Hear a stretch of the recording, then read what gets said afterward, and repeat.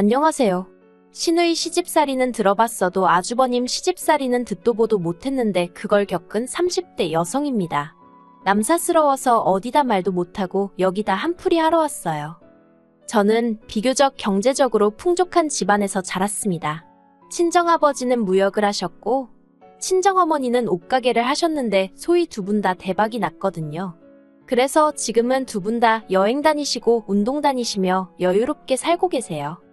남편과는 지인의 소개로 만났는데 연애를 시작하고 나서야 남편의 집안 사정이라던가 그런 게 좋지 않다는 걸 알게 되었어요. 하지만 그런 이유로 헤어질 생각은 못했던 게 남편과 만나기 전 2번의 연애를 했었는데 둘 다 제가 맞춰주는 연애였거든요. 그래서 이번만큼은 제가 해주기보다는 사랑을 많이 받고 싶었고 남편은 제가 바라던 대로 모든 걸 저에게 맞춰주었지요. 그래서 남편의 주변 조건에 대해서는 크게 바라는 바도 욕심도 없었네요. 게다가 남편 자체만 놓고 보면 대기업에 다니는 능력 있는 엘리트였기도 했고요. 그래서 친정에서도 결혼 반대 같은 건 없었어요. 하지만 한창 결혼 이야기가 진행되면서 알게 된 사실인데 남편이 저에게 잘 맞춰주던 건 남편이 커온 환경 때문이래요. 남편에게는 위로 2살 많은 미혼의 아주버님이 있었는데 어린 시절부터 이 아주버님과 차별을 많이 당했다고 하더라고요.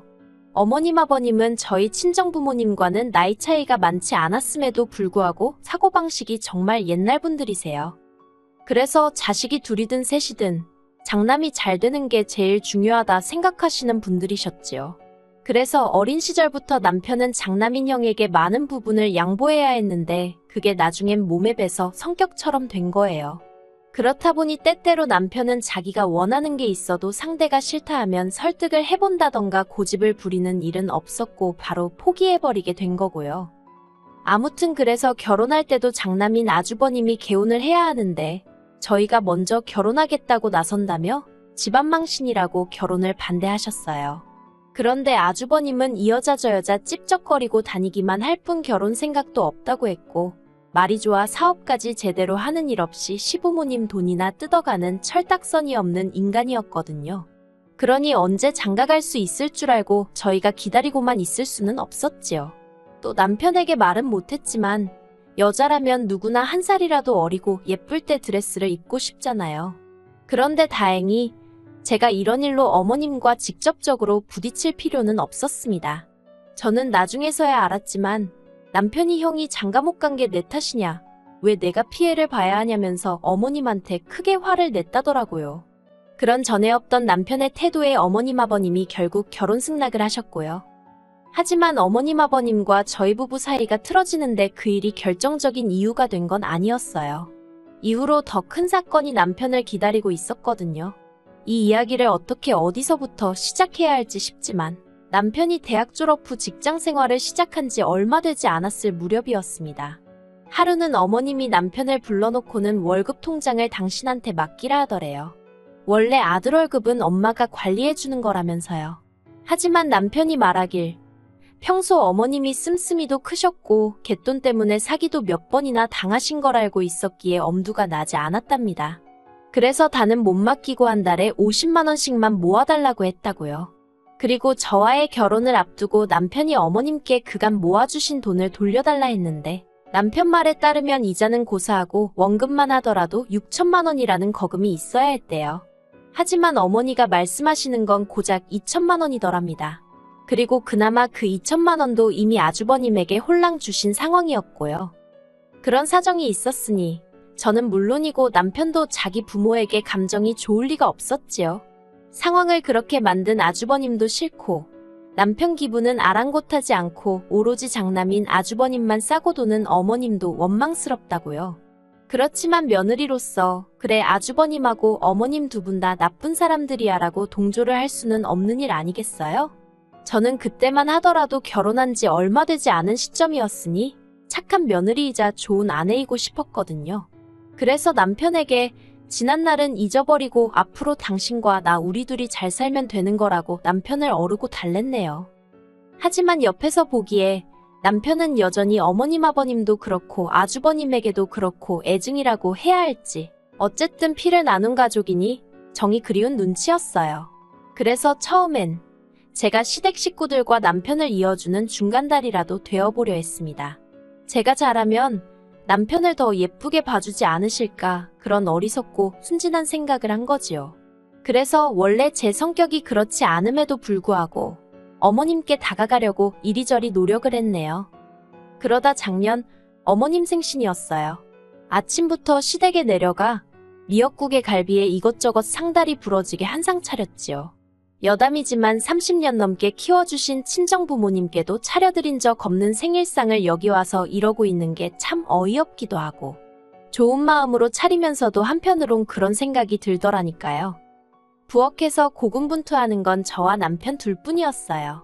아주버님은 자기 어머니 생신상을 차리는 저희를 보고도 기껏 한다는 소리가 남편더러 너는 왜 거기서 그러고 있냐며 빈정거리는 것 뿐이었지요. 남편은 그런 아주버님더러 와서 설거지라도 도와주라 했지만 돌아오는 건 어머님의 핀잔뿐이었습니다.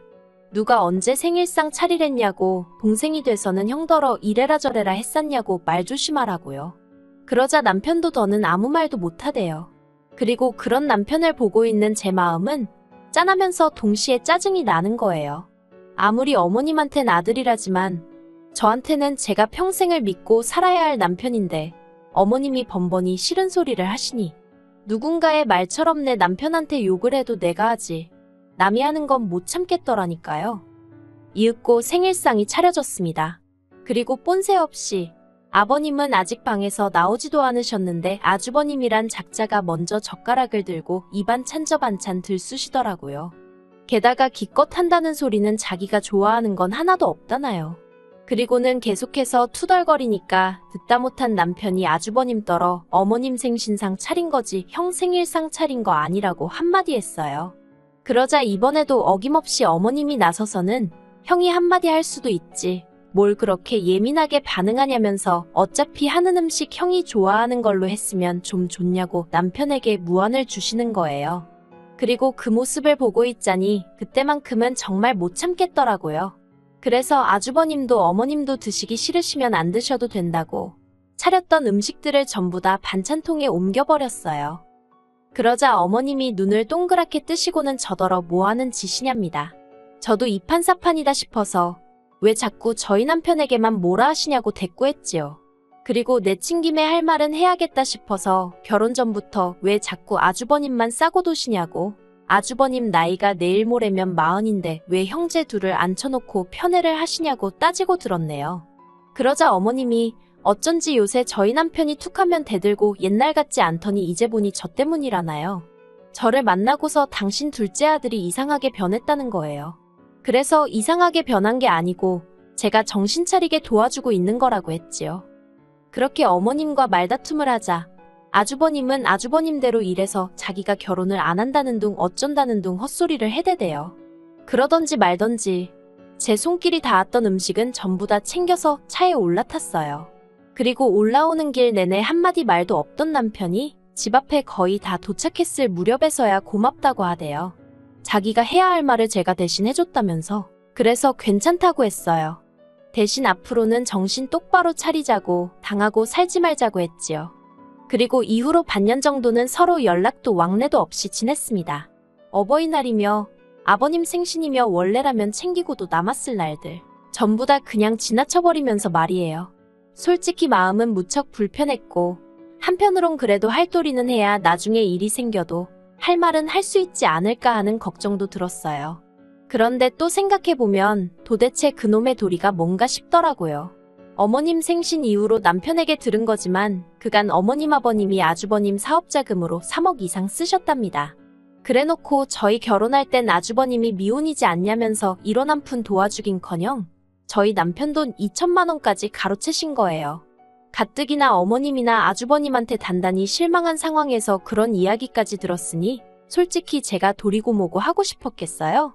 그나마 남편이 가만히 있었으니 차라리 다행이지. 남편이 뭐라도 해드리겠다고 했으면 전 정말 폭발했을지도 모르겠네요. 그런데 올해 초였습니다. 평소라면 받지 않았을 모르는 번호였는데 마침 기다리는 전화가 있어서 혹시 그 전화인가 싶어 불이 나게 걸려오는 전화를 받았지요. 그리고 전화를 한 이는 어머님이었어요. 당황스럽기도 했고 그렇다고 전화를 끊을 수도 없어서 얼떨결에 통화를 이어나가게 되었습니다. 어머님은 지난번 일은 당신이 지나쳤던 것 같다며 미안하다 하시대요.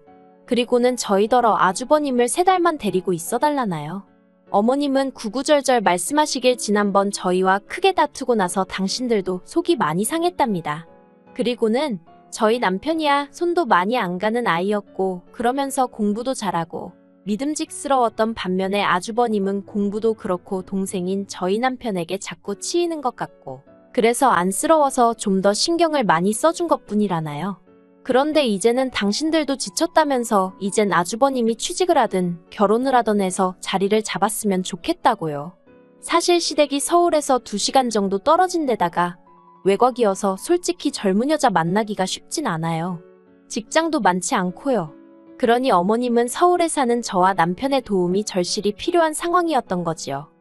어머님이 전에 없이 어찌나 애달아 하며 부탁을 하시던지 오죽하면 안쓰러운 마음까지 들대요. 하지만 제 멋대로 결정을 내릴 순 없었으니 남편과 이야기해보겠다 했어요. 그리고 이 이야기를 전해들은 남편은 혼란스러워 보였습니다. 이번 기회로 어머님 아버님과 관계 회복을 할 수 있을지도 모른다는 기대감도 엿보였고 동시에 아주버님과 같이 살 생각에 스트레스를 잔뜩 받는 것도 같았거든요. 그리고 결국 며칠 뒤 아주버님이 저희 집으로 오게 되었습니다. 어머님이 하신 말씀도 있고 3달이라고 기간도 정해주셨으니 저는 솔직히 아주버님이 빡세게 직장을 알아본다던가 하다못해 결혼할 여자라도 찾아보려는 줄 알았어요. 하지만 저희 집에 온 지 1달이 넘어가도록 하는 일이라곤 핸드폰으로 게임하고 채팅하는 게 전부였지요. 밥도 다 차려놓고 식사하세요 소리를 안 하면 처먹을 생각을 안 했고요. 그뿐만이 아니라 저와 남편이 지내는 생활 방식에 훈수까지 두대요. 저희 집에 있는 건조기와 식기세척기를 보더니 집안 살림을 너무 편히 하려고 드는 거 아니냐 그러고 친정 부모님이랑 외식이라도 하고 오면 시부모님 생각은 안 나냐며 빈정거립디다. 게다가 저희 집 관리비 영수증을 자기가 내줄 것도 아니면서 멋대로 펴보고는 가스비가 왜 이렇게 많이 나왔냐, 전기세도 보통이 아니다. 듣다 못한 제가 둘이 살다 셋이 되었으니 당연한 거 아니냐고 쏘아붙였어요. 그랬더니 그걸 그대로 어머님한테 일러서는 어머님이 저더러 네 아주버님한테 뜨거운 물 쓰지 말라고 했냐, 난방 못 키게 했냐 별소리를 다 들었네요. 그래도 꾹꾹 눌러 참았습니다. 3달까지 2주밖에 안 남은 상황이었기에 어떻게든 잘 버텨보자는 생각뿐이었지요. 그런데 기어이 어머님이 선을 넘으시대요. 그날은 회사 창립일이라 출근을 안 했어요.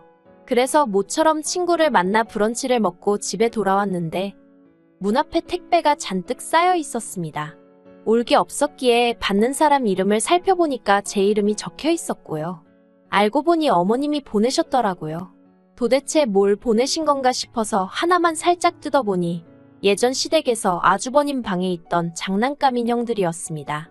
설마 싶어 한 상자를 더 뜯어보니 이번엔 아주버님 보멸음 옷이었고요. 보아하니 전부 다 아주버님 짐인 모양이래요. 그래서 어머님께 전화를 드리고는 왜 이런 걸 전부 다 여기로 보내셨냐 물었습니다. 솔직히 이미 제 마음속에는 불길한 생각이 가득했지만 정말 설마 싶어서 입 밖으로 꺼내진 못하고 애써 애둘러 여쭤본 거지요. 그리고 아니나 다를까 어머님께서 하시는 말씀이 아주버님하고 몇 달 더 같이 지내라는 겁니다. 저도 알다시피 직장도 여자도 아무것도 해결되지 않았지 않냐면서요. 그래서 안 된다고 했어요. 노력을 안 하는데 직장이고 여자고 하늘에서 뚝 떨어지냐고. 그리고 더는 아주버님 수발도 들기 싫다 했지요. 나이가 저 정도면 남이 집에서 밥 먹고 설거지 정도는 하는 게 정상 아니냐고. 그런 매너도 없는 사람이랑 더는 같이 못 산다 했습니다. 그러자 어머님이 네가 그런 식으로 나올 때마다 네 남편이 미움을 받는 거라며 저를 다그치시대요. 저희 남편의 입지는 저하기 나름이라나요. 그리고는 전화를 딱 끊어버리셨어요. 저는 도저히 화를 참을 수가 없어서 아주버님이 지내던 방에서 아주버님 짐을 전부 다 끄집어냈습니다. 그리고 여행용 가방에 마구잡이로 쑤셔 넣었지요. 어머님이 보내신 택배들과 함께 현관밖에 내놓고 현관 비밀번호도 바꿔버렸습니다. 그리고는 심부름센터에 연락해 비용이 얼마가 들어도 좋으니 이 짐들을 전부 다 시댁으로 지금 당장 돌려보내주라 했어요. 그리고 몇 시간 뒤 누가 현관문을 삑삑 눌러대더라고요. 인터폰으로 내다보니 아주버님이었습니다. 당연히 문은 안 열렸지요. 그러자 제 핸드폰으로 전화가 와서는 비밀번호 바꿨냐고 묻길래 맞다고, 그리고 아주버님 짐도 다 뺐으니까 지금 이 길로 시댁으로 그냥 내려가시라 했어요. 그러자 뭔 개소리냐면서 욕을 하는 거예요. 마음 같아선 개소리는 너네 엄마가 먼저 했다 하고 싶었지만 차마 그러진 못하고 어머님이랑 이야기해보라 했네요. 그리고 남편에게도 전화해서 현관 앞에 아주버님이 버티고 있는 한 당신도 이 집엔 못 들어온다 했습니다. 그리고 이후로 뭐 구구절절 적을 것도 없어요. 심부름 센터에 맡겼더니 몇 시간도 안 걸려서 시댁의 짐이 다시 다 돌아갔거든요. 어머님한테 전화가 와서는 지금 이게 뭐 하는 짓이냐, 너 우리 장남을 내쫓은 거냐 어쩌냐 말 그대로 뒤집어졌지요. 남편한테 어머님이 어디서 그런 걸 데려와서는 형을 욕보인다고 어쩌고, 그리고는 또 금세 태도를 달리하시면서 늙은 부모가 언제까지 형을 챙겨야겠냐, 동생이 할 수도 있는 거라며 남편을 타이르시더랍니다. 그런데 남편이 그랬대요. 자기가 자기 주변에 자기를 생각해주는 사람이 누가 있나 하고 곰곰이 생각해봤는데 저밖에 떠오르지가 않더래요. 자기를 위해서 울어주고 웃어주고 하는 사람이 와이프인 저밖에 없다면서 그러면 자기가 누구 편에 있어야겠냐고요. 그리고는 어머님더러 형님이랑 앞으로 행복하게 사시라 그랬답니다. 아주 힘들고 고될 때는 둘째 아들로서 도와드릴 수 있으면 도와드리겠지만 가급적 연락은 하지 않고 지냈으면 좋겠다면서요. 그래서 지금은 아예 왕래가 없습니다. 일단 남편이나 전화 핸드폰 번호부터 바꿔서 어머님이 저희한테 연락을 하시려면 친척 한 분 정도는 거쳐야 할 텐데 저희 어머니가 체면을 엄청 중시하시는 분이라 아마 그렇게는 못하시지 않을까 싶어요. 그나저나 어떻게 사연을 끝내야 할지 모르겠네요. 아, 마지막으로 아주버님 소식을 듣긴 했습니다. 어떤 꽃뱀한테 걸려가지고 돈만 1,000만 원 가까이 뜯겼다나요. 에휴, 말해 뭐 하겠어요. 아무튼 이제는 어머님과 아주버님으로부터 완전히 벗어나 저랑 남편이 행복하게 잘 살고 있으니 그거면 충분합니다.